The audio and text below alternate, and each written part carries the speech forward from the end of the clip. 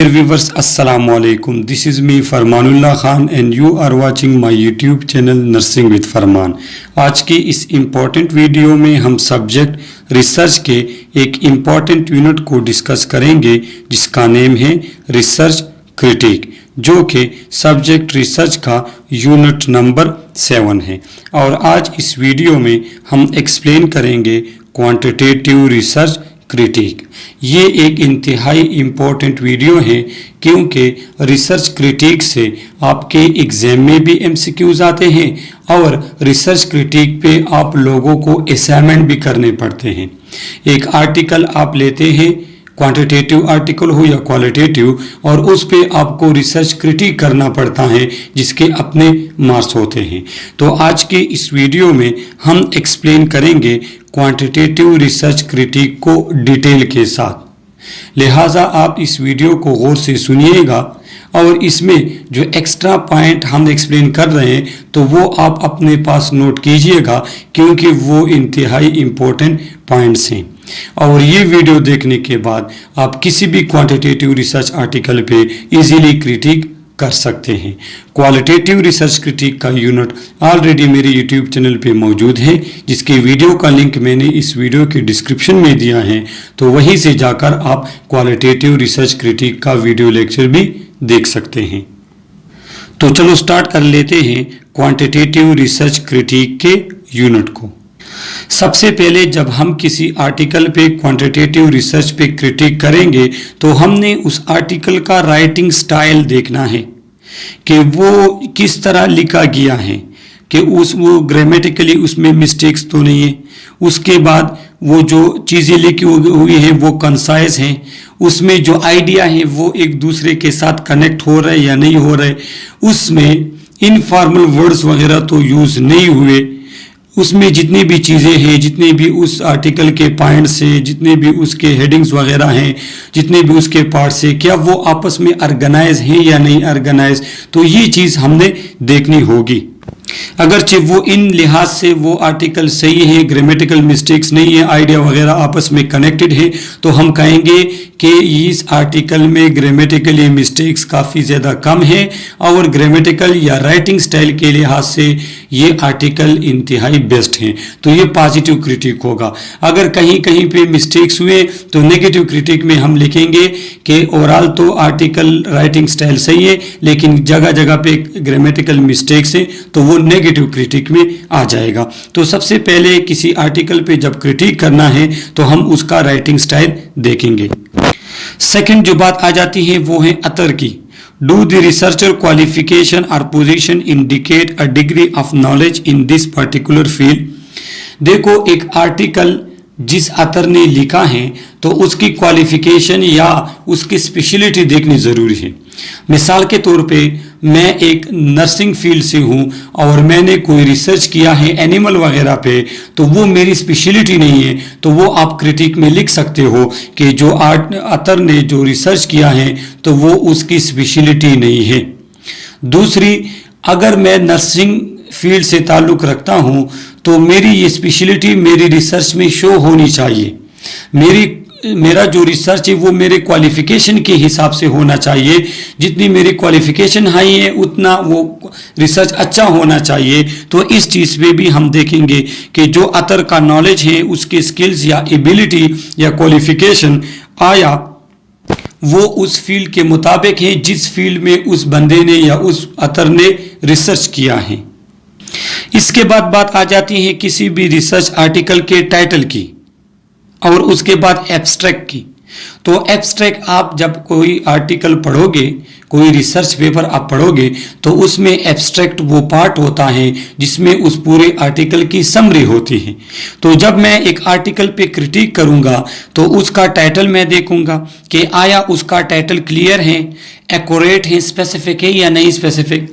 मिसाल के तौर पे अगर मैं कहना चाहता हूं कि मैंने स्ट्रेस और एंजाइटी लेवल चेक करना है नर्सिंग स्टूडेंट्स का, उसकी प्रिवेलेंस चेक करनी है एंजाइटी और स्ट्रेस की, तो मैं क्या कहूँगा, मेरा टाइटल होगा assess the level of stress and anxiety among nursing student of tertiary care hospital या nursing student of government colleges Peshawar KP. सही है।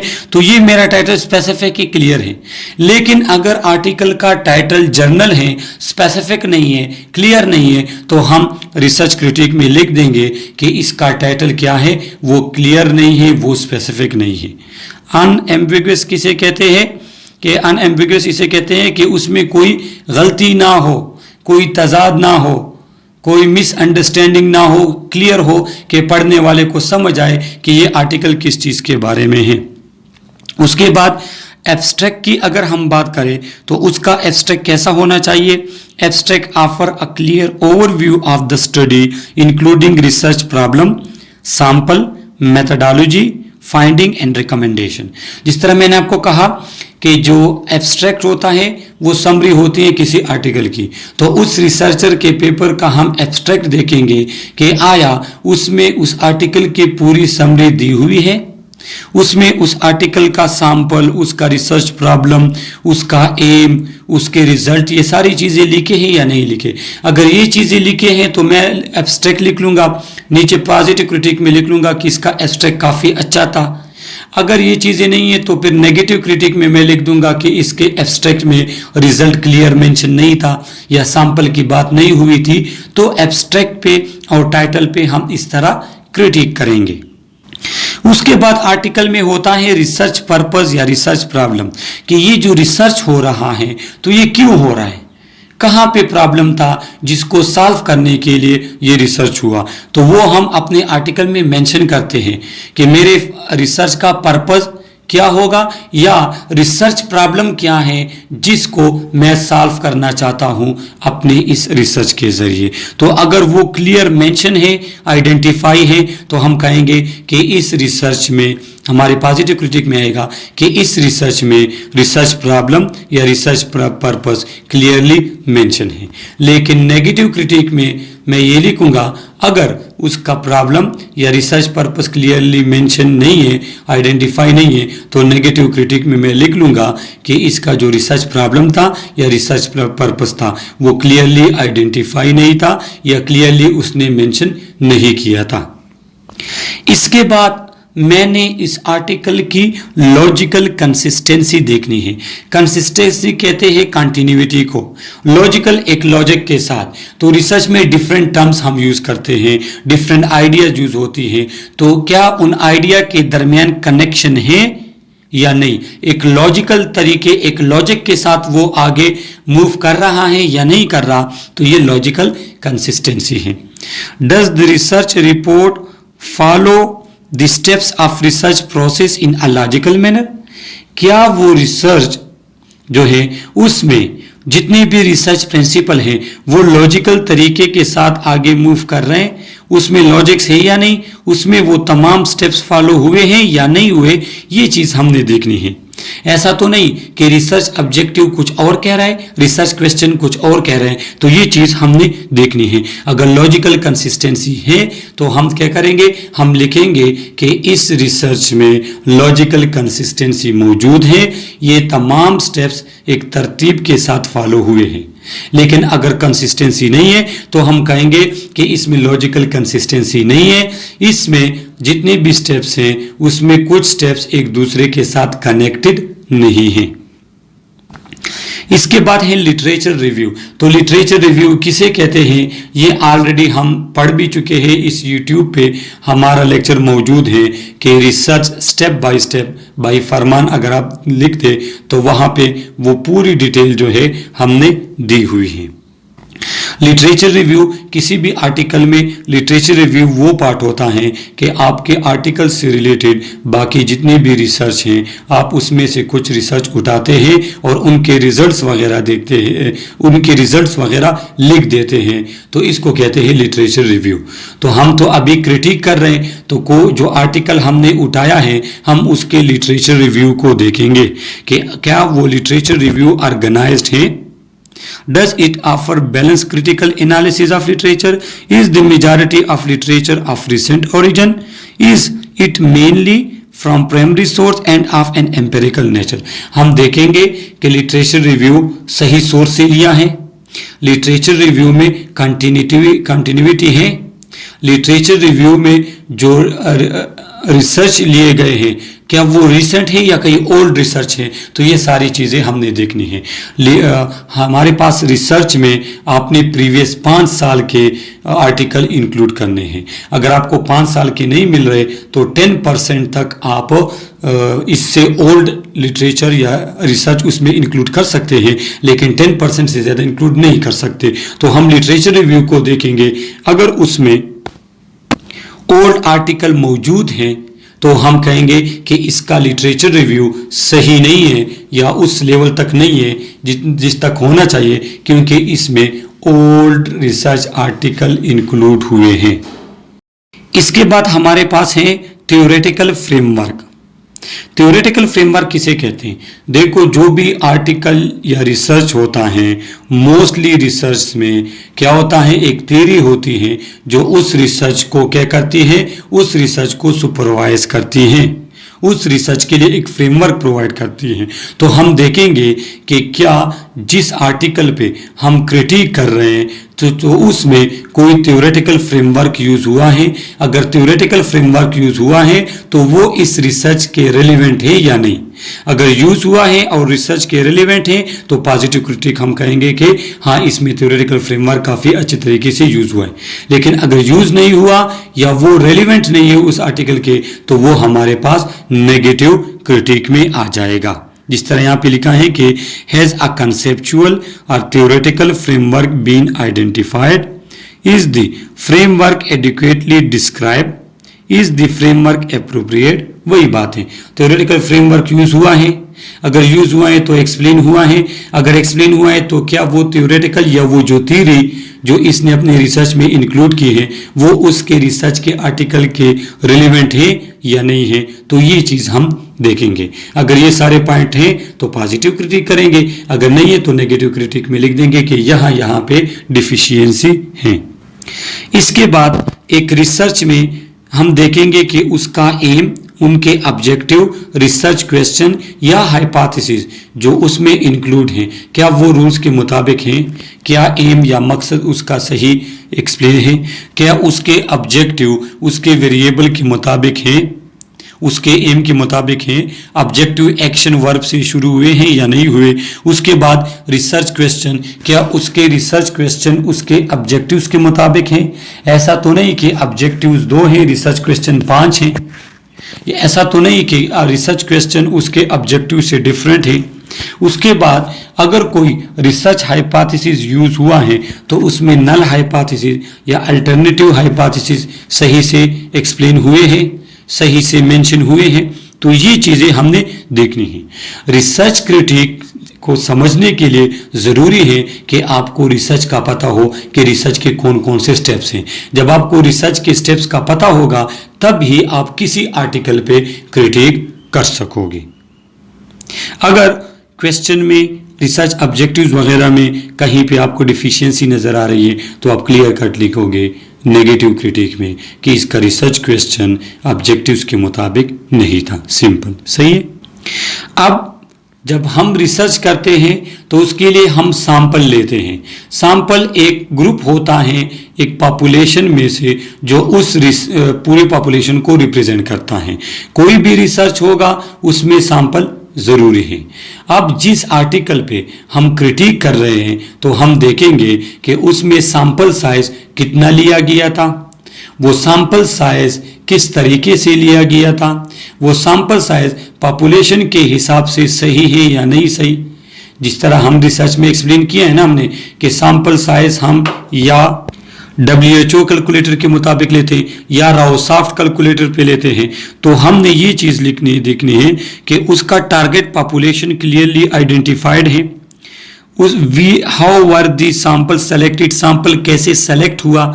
जिस सैंपल सिलेक्शन के अपने प्रोसेस है ना कि आप ऑनलाइन कैलकुलेटर पे डाउनलोड वो करते हो, कैलकुलेट करते हो या राउसॉफ्ट कैलकुलेटर पे कैलकुलेट करते हो। उसके बाद सैंपल प्रोबेबिलिटी सैंपल है या नॉन प्रोबेबिलिटी है। तो ये सैम्पलिंग टेक्निक है जिसका लेक्चर हमने ये अपने यूट्यूब चैनल पे दिया है, वहीं से आप देख सकते हो। इसके बाद हम देखेंगे कि उसका इंक्लूजन क्राइटेरिया, वो लोग जो उसने रिसर्च में इंक्लूड किए हैं। एक्सक्लूजन क्राइटेरिया, वो लोग जो उसने रिसर्च से एक्सक्लूड किए हैं। ये सारी चीज़ें अगर क्लियर मेंशन है तो हम पॉजिटिव क्रिटिक में लिखेंगे कि ये सारी चीज़ें सैंपल साइज, उसका टेक्निक, इंक्लूजन एक्सक्लूजन क्राइटेरिया, ये क्लियर मेंशन है। अगर क्लियर मेंशन नहीं है तो हमारे पास वो आएगा नेगेटिव क्रिटिक में। ये जितनी भी ये स्टेप्स हम पढ़ रहे हैं तो ये आपके एमसीक्यूज में आएगा कि रिसर्च क्रिटिक के दौरान सैंपल में क्या क्या देखना है, तो ये सारी चीज़ें आपको पता होनी चाहिए। इसके बाद इथिकल कंसिडरेशन, तो ये इथिक्स इन रिसर्च अलग एक यूनिट है जो हमने एक्सप्लेन किया है, तो आप उसको देख सकते हैं और आप लोगों ने शायद पढ़ा भी हो कि जब हम रिसर्च कंडक्ट करेंगे तो उसमें पार्टिसिपेंट से हमने इन्फॉर्म कंसेंट लेना है, उनकी कॉन्फिडेंशियलिटी का ख्याल रखना है, उनके प्राइवेसी का ख्याल रखना है, उनके एनोनिमिटी का ख्याल रखना है, रिसर्च पार्टिसिपेंट को नुकसान नहीं पहुंचाना। तो ये सारी चीज़ें जब एक रिसर्चर रिसर्च करता है और रिसर्च पब्लिश करता है तो आर्टिकल में ये सारी चीजें मेंशन होती हैं कि मैंने इन्फॉर्म कंसेंट कैसे लिया, मैंने परमिशन कैसे लिया, मैंने उन स्टूडेंट की या पार्टिसिपेंट की कॉन्फिडेंशियलिटी कैसे मेंटेन की। अगर ये सारी चीज़ें उसकी क्लियर कट मेंशन है तो हम कहेंगे कि इथिकल कंसिडरेशन इस रिसर्च की बेस्ट है। अगर ये नहीं है तो हम कहेंगे कि इसमें इन्फॉर्म कंसेंट की बात सही से नहीं हुई, ये नेगेटिव क्रिटिक में आएगा। इसमें कॉन्फिडेंशियलिटी की बात नहीं हुई तो वो क्या आएगा, वो हमारे पास आएगा नेगेटिव क्रिटिक में। अब बात आ जाती है ऑपरेशनल डिफिनीशन की।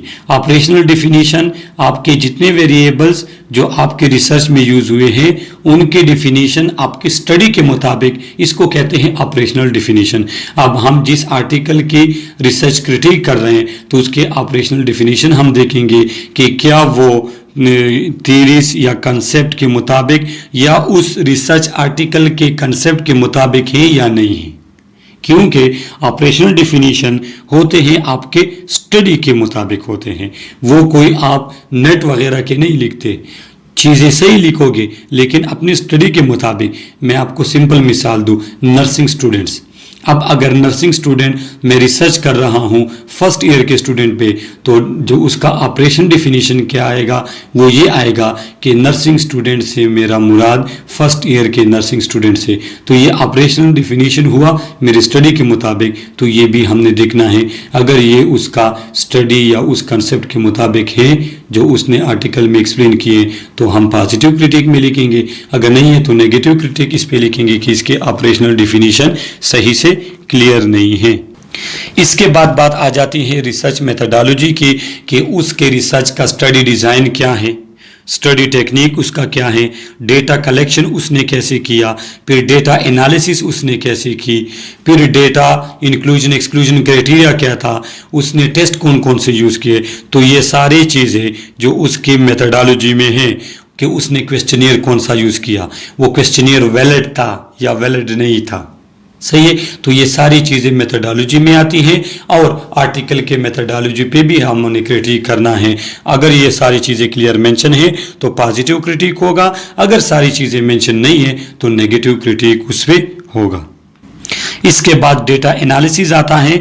डेटा एनालिसिस ये रिजल्ट पोर्शन है किसी आर्टिकल का, तो हम उसके रिजल्ट पोर्शन को देखेंगे कि उसमें टेस्ट कौन से यूज हुए। मिसाल के तौर पे अगर कोरिलेशन फाइंड करना चाह रहा था वो, तो उसने पियर्सन कोरिलेशन टेस्ट यूज़ किया है, तो हम कहेंगे कि हाँ ये जो टेस्ट इसने यूज़ किया है ये इसके वेरिएबल्स और ऑब्जेक्टिव्स के मुताबिक था, तो ये पॉजिटिव क्रिटिक में आएगा।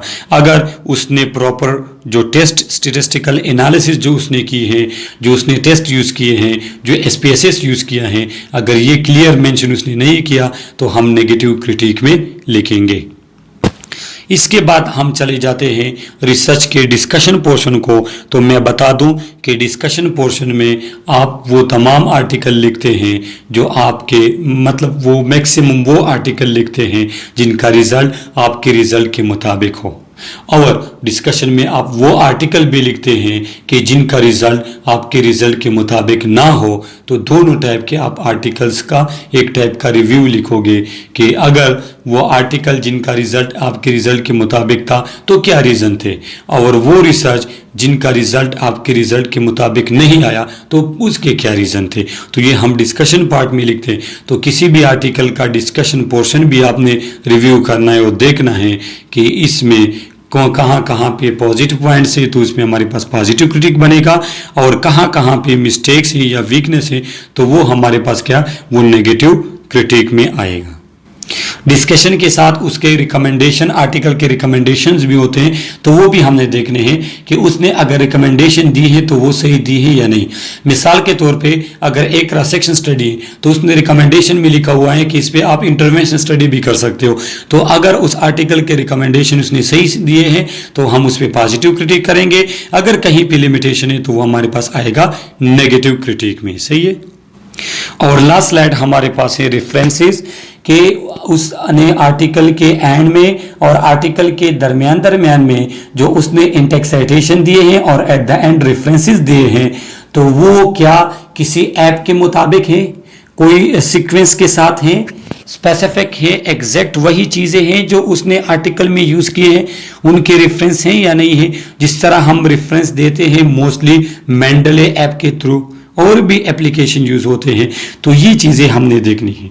तो ये क्या है, ये ओवरऑल यूनिट जो है, जो वीडियो लेक्चर था, ये रिसर्च क्रिटिक के बारे में था कि आपने एक आर्टिकल किसी का भी हो वो उठा के क्वांटिटेटिव आर्टिकल, उसमें आपने पॉजिटिव क्रिटिक और नेगेटिव क्रिटिक क्या क्या करना है। अगर इससे रिलेटेड आप लोगों का कोई भी क्वेश्चन है तो आप कमेंट्स के थ्रू हमसे पूछ सकते हैं रिसर्च से रिलेटेड। अगर आपको कोई हेल्प चाहिए तो आप हमसे कांटेक्ट कर सकते हैं। ओके, अल्लाह हाफिज़।